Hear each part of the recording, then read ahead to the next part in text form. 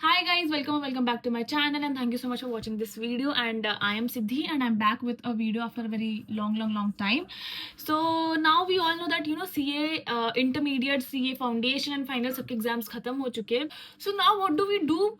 Post examination. Now see what I used to do. अगर जब मैंने एग्जाम दे दिया है and मुझे पता है कि मेरा अच्छा गया है and there is high chances of me getting clearing this paper और 50-50 chances of me clearing this paper, तो मैं वो एक महीने बहुत चिल करती हूँ.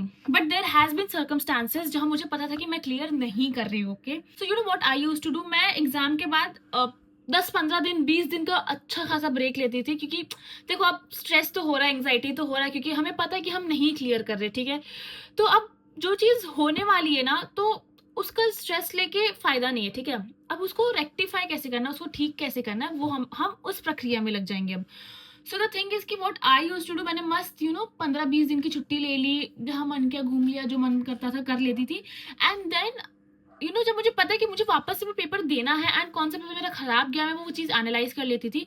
And then I used to get back to studies like the very next moment, जब मुझे लगता था कि नहीं मेरा चिल पीरियड हो गया है, अब मैंने वो एनर्जी गेन कर ली है कि अब मैं पढ़ने बैठ सकती हूँ. मैं अगले अटेम्प्ट के लिए I am prepared enough to sit to study the same things again. I know it's hard, I know it's very tough, but if you want to crack that one exam, तो तुम्हें शायद उसके लिए 20 बार भी पढ़ना पड़े, तो तुमको पढ़ना पड़ेगा.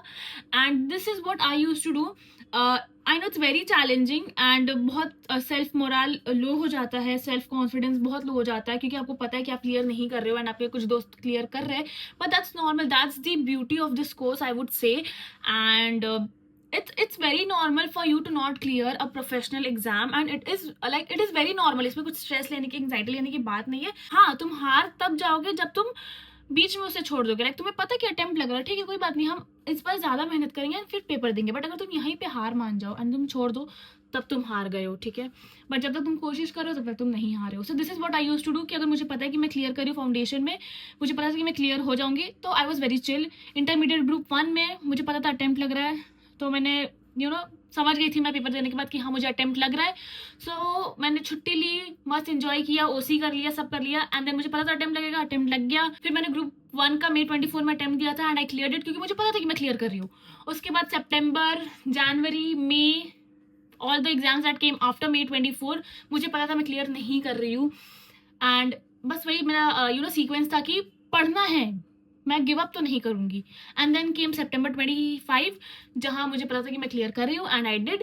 सो until and unless you are sure enough that you are clearing, पढ़ाई नहीं रुकनी चाहिए. That's it. So this is it for this video. I just wanted to come and say a few things to the students जिनके exam खत्म हो गए and then they're in this dilemma कि पढ़ाई करे, छोड़ दे, ब्रेक ले ले, जो भी whatever, ड्रॉप ले ले, बट डोंट, कोशिश करते रहो. एंड अगर तुम हार मान गए then you have lost the game. And अगर तुम हार नहीं मानो तो you are still in the game and you have to keep fighting till you achieve your target. Okay, thank you for listening. Bye.